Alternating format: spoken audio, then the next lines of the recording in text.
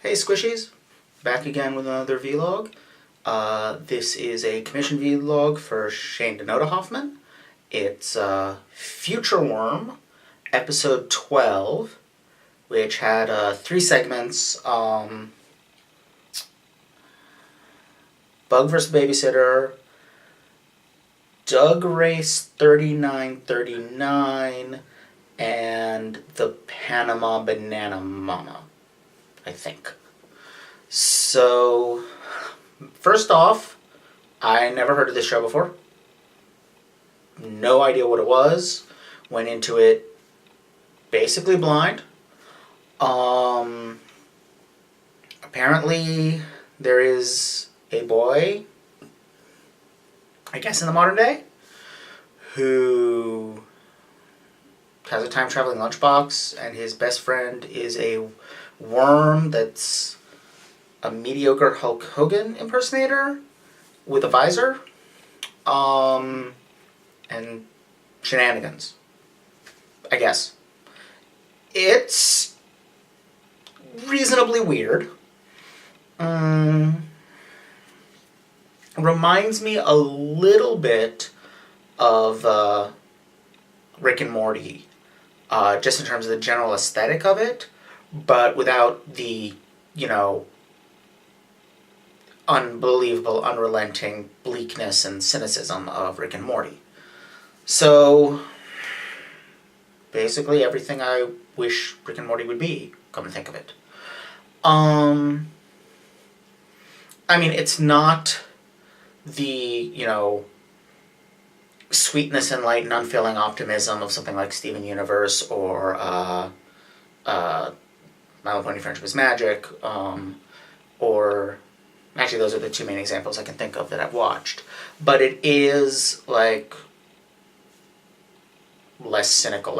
It's willing to have humor at the expense of otherwise innocent characters, and that's not something, that's inherently bad, because, fictional characters are not people. So it's not inherently bad to hurt them. It's not even inherently bad to laugh about hurting them. It's just, how you do it and how you portray it and when and all that kind of stuff. In this case, no real harm is done in the end, and it's silly, and it's having fun. It's, just part of the show, and part of the genre, really. Slapstick kind of humor has always been a part of vaudeville, and vaudeville, as I've talked about before, is a huge part of where cartoons come from.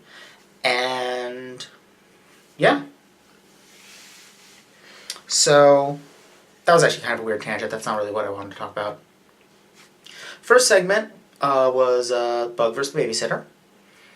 I get the impression that Bug is a character that's shown up before, because they just seem to present her as a character that we should already know what she's like and what her quirks are, which is apparently she's maniacally destructive. Which, cool.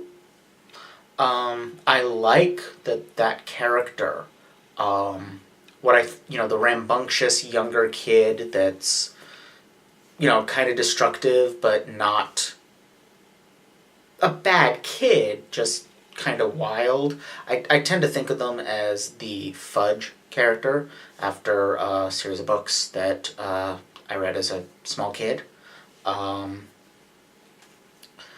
And it's usually not a girl, so that's cool. And then on top of that, gay dads, who are presented as, super, buff, super manly men. So kind of breaking away from stereotypes of gay dads. Just having gay dads on a Disney Channel show, because I do believe this is Disney, that's kind of amazing. Honestly, I expected Disney to take 5-10 more years. I mean, I know that they're a gay-friendly company in terms of like their employment policies, but they're also super, super image conscious and incredibly averse to controversy. So it's really surprising to me that, Nickelodeon doing it doesn't surprise me. Cartoon Network doesn't really surprise me. Disney having LGBT characters is a bit more surprising and awesome. Just cool. And it's just, the dads are there, they're gay, they're hanging out with the boy's parents. I actually can't remember what the boy's name was. It was Future One. No idea what the boy's name is. And I guess Future One lives with them, I guess. Though he does appear to be an adult, but I guess he's a worm, so...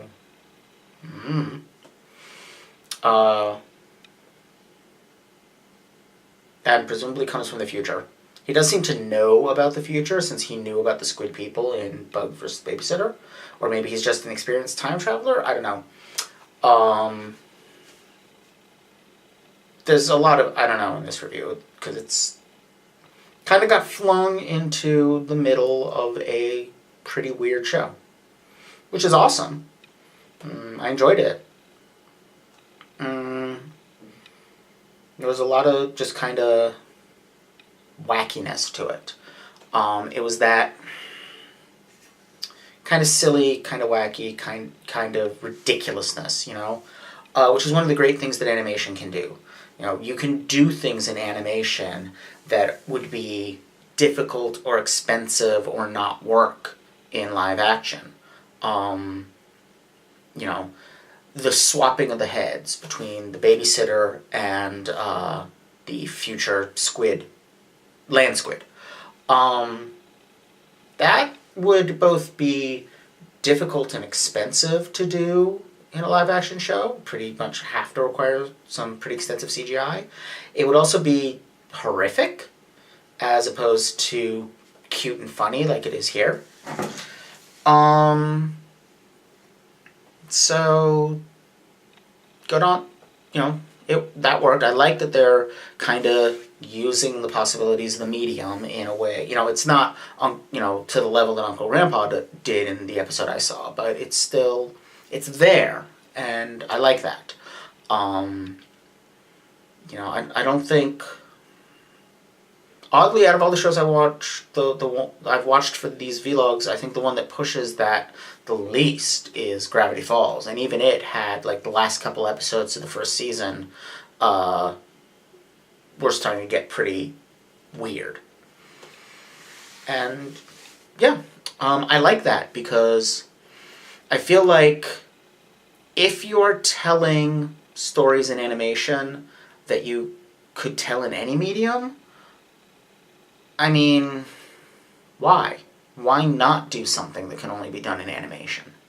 It's why I'm bothered by the constant, people constantly wishing for live-action versions of major animated shows and movies, the recent trend of Disney live-action adaptations. Why? The charm of, for instance, Beauty and the Beast, based on the trailers, is just gone, because the furniture people in 3D and CGI and interacting with human actors just don't work. They're creepy. The same way that a human actor with a CGI squid head would be creepy, But that's kind of an unrelated thing. I kind of want to focus back on this show. So, I think the segment I actually enjoyed the most was the middle one. First, because I was not expecting them to do anything with the ending of the first segment. I was kind of, when it ended on a joke, with the parents getting a car door head and a Mad Max looking dude for a head. I just thought, oh, okay, so it's one of those shows where, there's the reset button at the end of every episode, every segment, every story. And then, nope. The next segment was about the adventures of the kids' parents' heads in the future. And it was also very silly. I really liked his, mom loving having, this huge, buff, tough, black body. And I think...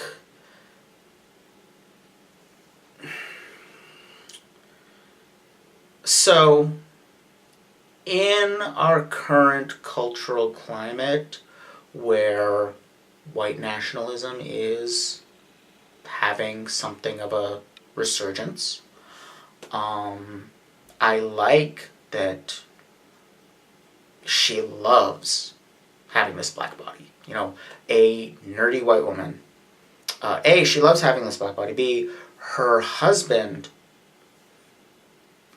is bothered by, being frightened by being in the future, but he doesn't seem bothered by,